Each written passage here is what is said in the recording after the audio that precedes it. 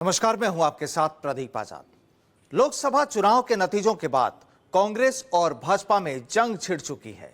एक तरफ जहां कांग्रेस ने बीजेपी पर स्टॉक मार्केट में घोटाले के आरोप लगाए और वहीं कुछ घंटों बाद बीजेपी ने राहुल के आरोपों पर अपनी सफाई दे दी। दरअसल स्टॉक मार्केट के यूं नीचे जाने और मोदी शाह के दावों को कि 4 जून को स्टॉक मार्केट तेजी से बढ़ेगा, कांग्रेस ने इस प्रकरण को घोटाला करार दे दिया है और साथ ही पूरी तैयारी के साथ कांग्रेस ने क्रोनोलॉजी समझाते हुए अपनी बात रखी। आइए आपको सुनाते हैं कि कांग्रेस नेता राहुल गांधी ने क्या कुछ कहा था और फिर कैसे बीजेपी पर आरोप लगाए थे। फर्स्ट, ये आज थोड़ा हम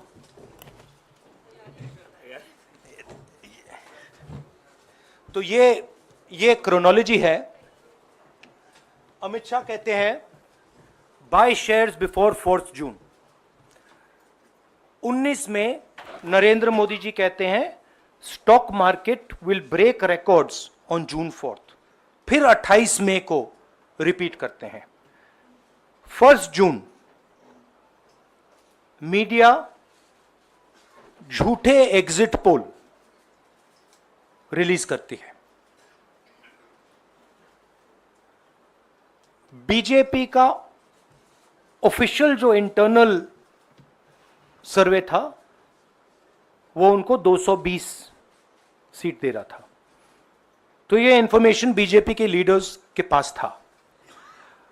इंटेलिजेंस एजेंसीज ने 200 और 220 के बीच में सरकार को बताया था कि उनकी सीट्स आ रही हैं। 3 जून को स्टॉक मार्केट सारे रिकॉर्ड तोड़ देता है और 4 जून को खटाक से स्टॉक मार्केट अंडरग्राउंड चला जाता है।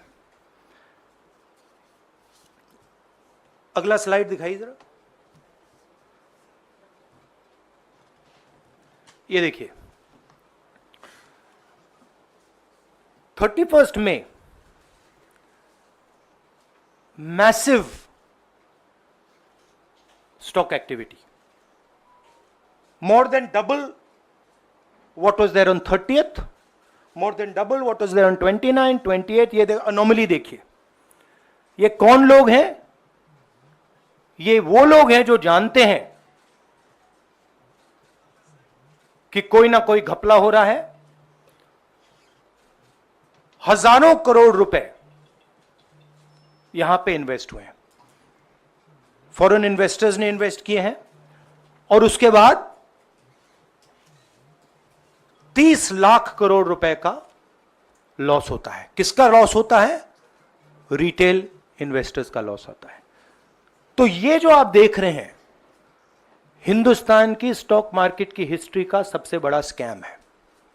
प्रधानमंत्री ने देश की जनता को इन्वेस्टमेंट एडवाइस क्यों दी और 5 करोड़ परिवारों को जो इन्वेस्ट करते हैं उनको प्रधानमंत्री ने, होम मिनिस्टर ने स्टॉक खरीदने का आदेश क्यों दिया? दूसरा, दोनों इंटरव्यूज जो किए गए थे वो अदानी जी के जो चैनल्स हैं उनको दिए गए थे। उन पर सेबी का इन्वेस्टिगेशन हो रहा है, तो उन चैनल्स का क्या रोल है? और बीजेपी के बीच में जो फेक एग्जिट पोलस्टर्स हैं और ये जो फॉरेन इन्वेस्टर्स हैं, इनके बीच में क्या कोई रिश्ता है? और अगर रिश्ता है तो क्या है? हम जेपीसी चाहते हैं, हम इन्वेस्टिगेशन चाहते हैं और देश इसकी सच्चाई जानना चाहता है। कांग्रेस की पीसी के 2 घंटे बाद ही बीजेपी ने मामले पर सफाई पेश कर दी।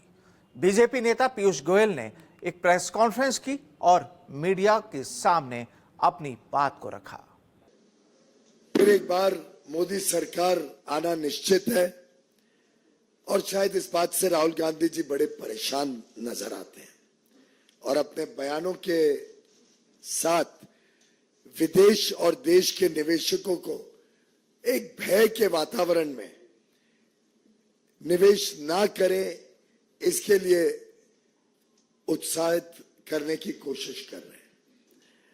हम सब जानते हैं कि इक्विटी मार्केट अलग अलग समय पे चुनाव आ रहे हैं, तो चुनाव के हिसाब से अलग अलग आंकड़े जब रिजर्व बैंक पेश करता है, अलग अलग विकास के आंकड़े जब आते हैं, उसके हिसाब से इक्विटी मार्केट में बदलाव होते रहता है।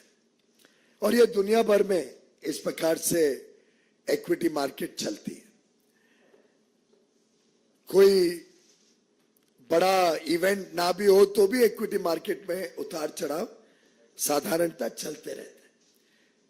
देखना यह रहता है कि लंबे अरसे में इक्विटी मार्केट में क्या हुआ है।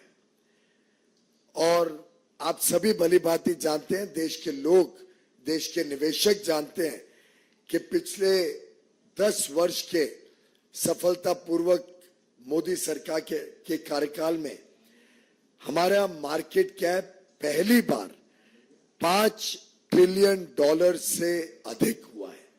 यानी 400 लाख करोड़ रुपए से ज्यादा मार्केट कैप का कीर्तिमान प्रधानमंत्री मोदी जी के कुशल नेतृत्व में भारत ने प्राप्त किया है।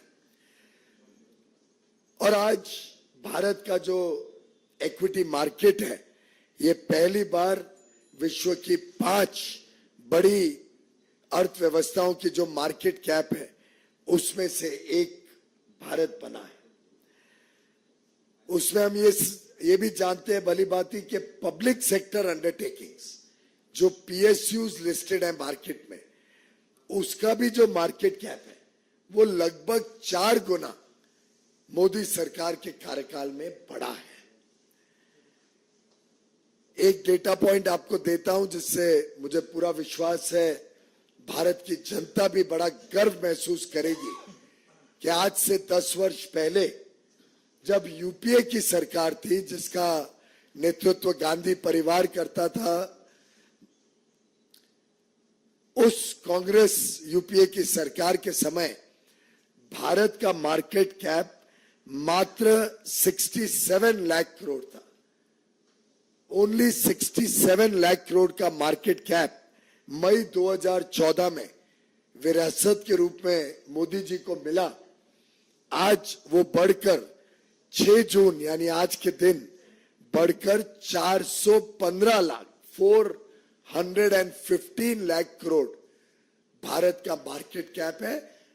अब इसमें गौर करने की बात है कि इसका सबसे बड़ा लाभ किसको हुआ, और ये हम सब के लिए गर्व की बात है कि भारतीय निवेशक और उसमें भी हमारे रिटेल इन्वेस्टर्स, खुदरा निवेश जो करते हैं, उनको आज इसका सबसे बड़ा लाभ हुआ है।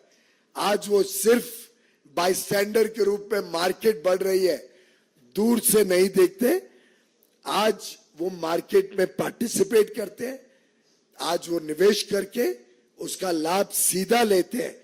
और उसके आंकड़े भी मैं आपके समक्ष रखता हूं। जो फॉरेनर्स की होल्डिंग यूपीए के समय होती थी, एफपीआई के माध्यम से फॉरेन पोर्टफोलियो इन्वेस्टर्स जो निवेश करते थे, और उनकी जो परसेंटेज होल्डिंग थी यूपीए के समय वो 21% थी, और वो घटकर आज 16% हो गई।